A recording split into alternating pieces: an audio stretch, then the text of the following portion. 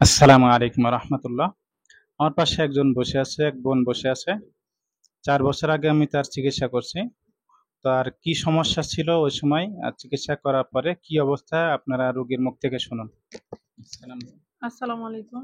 না, আলহামদুলিল্লাহ আমি অসুস্থ ছিলাম আরকি। আপনার 4 বছর আগে চিকিৎসা করতে তখন হ্যাঁ, কি কি হ্যাঁ। সমস্যা ছিল আপনার? ছিল হচ্ছে আরকি একটু অন্যরকম ছিলাম কি আরকি। সেগুলো বলেন, কি কি সমস্যা ছিল? সমস্যা বলতে এই যে আমার বাচ্চার উপরে আরকি সমস্যা ছিল। তারপরে আমার আমার উপরে আপনার এফেক্ট বাচ্চা আসছে। একটা বাচ্চা মেরে ফেলেছে হ্যাঁ, না, একটু বলেন। বাচ্চা মারা গেছে। ২ টা বাচ্চা মারা গেছে। ১ম আর বাচ্চাটা আর শরীরে আপনার শরীরে কি কি কষ্ট দিত?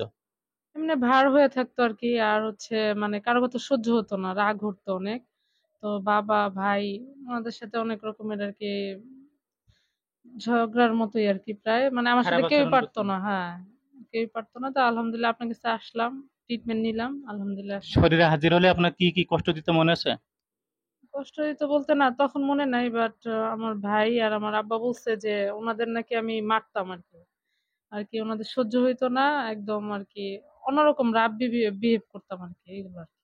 আপনি আমার কাছে যখন আসছিলেন তখন আপনার মেয়ে ছোট ছিল, হ্যাঁ, মেয়ের কলিজা চেপে ধরতো। হ্যাঁ, তখন হ্যাঁ, ইমার্জেন্সি ভাবে আসছিলেন চিকিৎসা নিতে। হ্যাঁ, হ্যাঁ। তার চিকিৎসা নেওয়ার পরে এখন কি অবস্থা? না আলহামদুলিল্লাহ এখন ভালো। আপনার মেয়ে কি পরে সমস্যা হয়েছে আর কোনো? না, না আলহামদুলিল্লাহ আমার মেয়ের কোনো সমস্যা হয়নি।